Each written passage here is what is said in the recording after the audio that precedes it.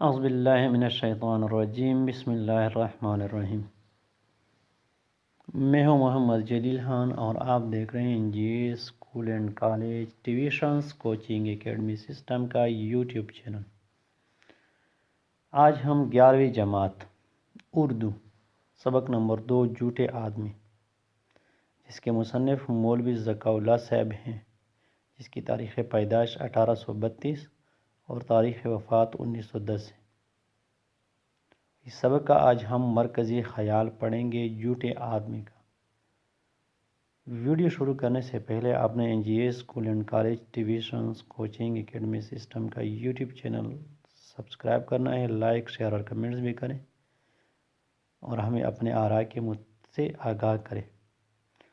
Channel subscribe کرنا بالکل نہ بھولیں۔ اس کے علاوہ آپ ان ویڈیو سے جو ہے اپنے لیے خود کے جو ہیں وہ نوٹس تیار کر سکتے ہیں، لہٰذا اپنے پاس جب بھی آپ نے ویڈیوز دیکھنے ہوں، چینل وزٹ کرنا ہو، آپ نے اپنے پاس قلم کاغذ وغیرہ رجسٹر رکھنا ہے تاکہ ترتیب سے آپ ان چیزوں کو نوٹ کرتے جائیں اور ایگزام میں امتحان میں آپ اس سے استفادہ حاصل کر سکیں۔ چونکہ اس چینل کی ساری ویڈیوز جو ہیں وہ ترتیب وار ہیں، چاہے جس کلاس کی بھی ہو، ترتیب وار میں اس کو شیئر کرتا ہوں۔ جیسے سبق نمبر 1 جو ہے وہ ختم ہو گیا، اب سبق نمبر 2 شروع ہو رہا ہے۔ سبق نمبر 2 میں سب سے پہلے اس کا مرکزی خیال، پھر سبق کا خلاصہ، اس کے بعد الفاظ معنی اور پھر مشق کے بعد جو ہے پھر ہم درخواستیں یا رسیدیں ہیں یا جیسے مضامین ہیں یا مکالمے ہیں، پھر وہ اس کے ساتھ یعنی ترتیب وار جو ہے نا میں اس کو شیئر کرتا ہوں۔ جب سبق نمبر 2 ختم ہوگا تو پھر اسی طرح سبق نمبر 3 جو ہے پھر ہم شروع کریں گے۔ تو آئیں ابتدا کرتے ہیں جھوٹے سبق کا مرکزی خیال۔ سبق نمبر 2 جھوٹے آدمی۔ مولوی ذکاء اللہ، پیدائش 1832، وفات 1910۔ تو اس سبق کا مرکزی خیال، جھوٹ کو تمام برائیوں کی جڑ کہا گیا ہے۔